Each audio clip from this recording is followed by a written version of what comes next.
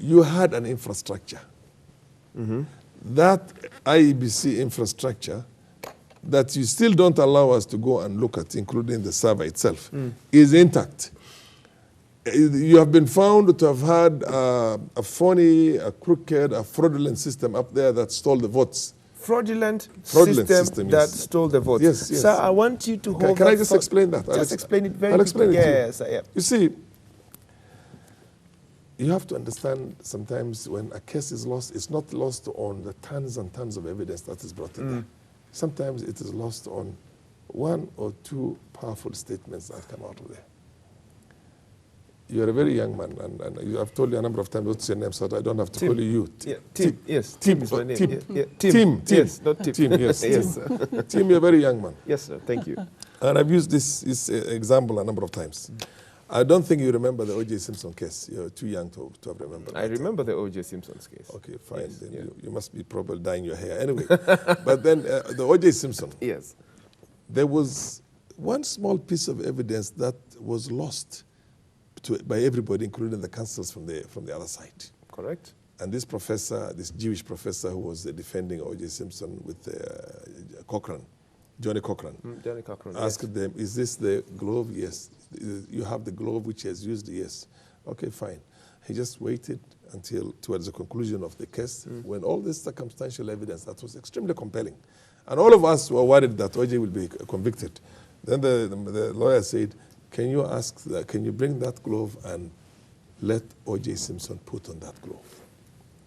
And then he said, if it doesn't fit, you must acquit. And the thing could not fit. The rest of the case, all that tons and tons of evidence that was given against O.J. Simpson collapsed like a dominoes, one go. Yes. What did they go for? They went for the glove. Yes. Because this is the glove that he was supposed to have used. That's why his fingerprints could never be found. So he was acquitted. If you remember this case, the way it was going on, one question that was asked by two jurists there, Smokey Wanjara and I think Will, is that, listen, there is this disparity between all the votes that were cast for governors, senators, MPs, MCAs, and the rest of it. And the president seems to have 500,000+ more. When a voter comes in, and then here was the lawyer saying that, you see, one can vote for the president alone and forget about the others. And what he said is that, how does the process go? The process is that you come, your fingerprints, there's a biometric thing, and then once you're identified, you are given 6 ballot papers. 1, 2, 3, yes. 6 ballot papers. Then you walk with those 6 ballot papers to the presiding officer.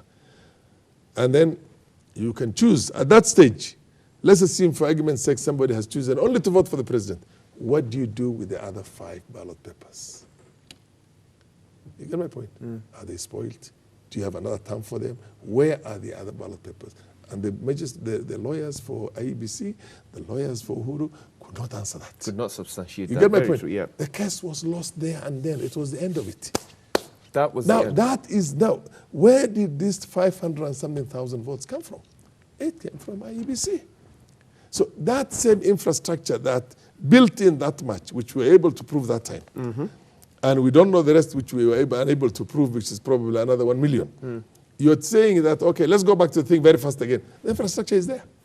The infrastructure is there. The infrastructure is It's there. there. Yes. The people are there. Yes. The same people who fed in these more votes for Jubilee are there. The studio equipment that Wanjala was yes, the equipment that Wanjala was talking about. It's already there. Everything is there. So what then you want, including the intruders who would enter that server without the Chebukati in quote knowing.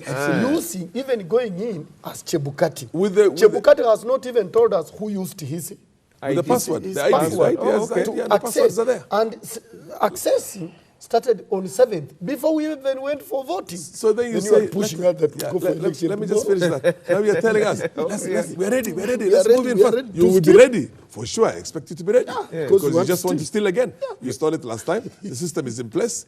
Your people are there. The ones who facilitated for you are still there. And all you want is, okay, let's go back very fast again. So that you end up with the same results. No, we can't accept that. You cannot accept that. You can't take us to the slaughterhouse one more time when you're looking at it with our own eyes. As a member of parliament over these years, I've been to polling stations. I've seen somebody come in, vote for the president, and walk out. And then you remind the the voter that here is a councillor and here is the MP. Says, no, I don't want. And those votes are not used. So they cannot be spoiled. They are accounted for. They are accounted for. They are accounted for. Under what you title? fill even the form. What name are they given? Given. Yeah, and how have they I'm sure even in the last election they were.